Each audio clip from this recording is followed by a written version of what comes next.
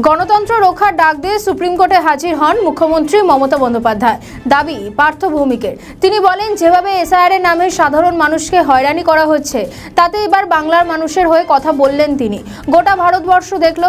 আর কি বললেন সাংসদ, শুনুন।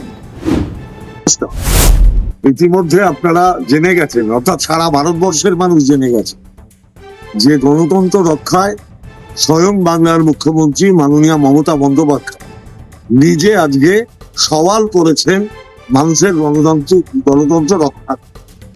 এবং সুপ্রিম কোর্ট আমাদের মাননীয় মুখ্যমন্ত্রী মমতা বন্দ্যোপাধ্যায় প্রায় সমস্ত কথাকেই মান্যতা দিয়েছে।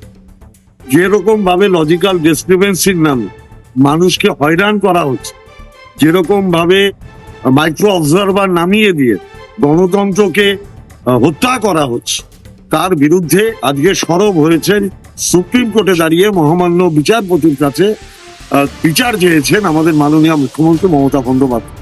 এবং আমরা ধন্যবাদ জানাই সুপ্রিম কোর্ট মহামান্য ন্যায়ালয়কে, যে তারা আমাদের মুখ্যমন্ত্রীর যে লজিক্যাল কথাবার্তা, যে বাস্তবধর্মী কথাবার্তা, গণতন্ত্রকে রক্ষা করার যে কথাবার্তা, তাকে মান্যতা দিয়েছেন।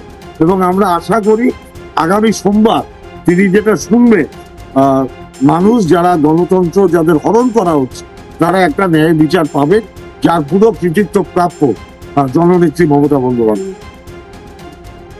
আমাদের ভিডিও ভালো লাগলে লাইক ও শেয়ার করুন। কমেন্ট সেকশনে আপনাদের মতামত জানান। আরও ভিডিও পেতে আমাদের চ্যানেলটিকে সাবস্ক্রাইব করুন এবং প্রতি মুহূর্তে খবরের আপডেট পেতে প্রেস করুন